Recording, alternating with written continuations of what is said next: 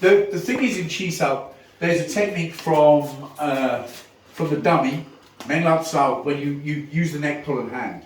Now, you've got a choice. You can use on Hoon Sao from here, you can Hoon and work your way in and use it from here, okay? So from that position, you Hoon both arms, so we think one's coming and it's the opposite one. Now, you can also use the Kok Jam to control your opponent here. Now, if you watch, with most moves to do with the elbow, I'm moving in. I have to move in my position for my elbow to work correctly. Okay? If I do it from here, I'm leaning. He's only got to step back and move me.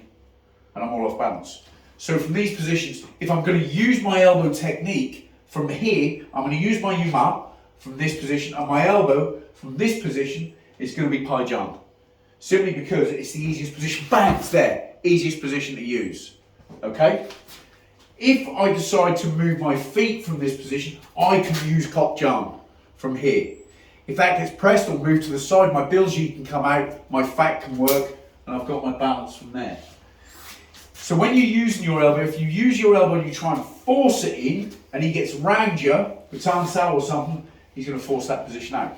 If I use it and recognise that position straight away, I can then come back with something and work.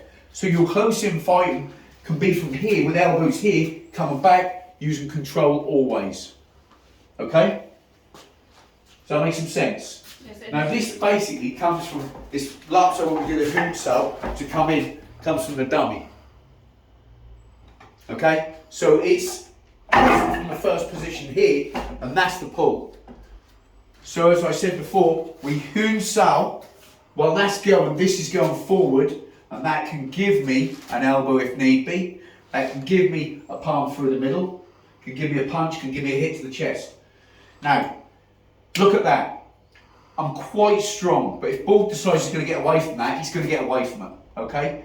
The minute I put my elbow on his chest, that becomes a big difference. He can't get too far away and I can control him. Okay? Alright? Like one of the jibber jabber things. Do you understand that? So that elbow is really important to be on the chest. So this should make you understand as well, I don't want to throw elbows from here, because I'm out of range. So if I'm wanting to get my elbow on the chest to keep control, that's where my elbow is going to be best to work from. Going to be best to work from these positions here, so I can use that. Make sense? Yes, it is. So does that carry on?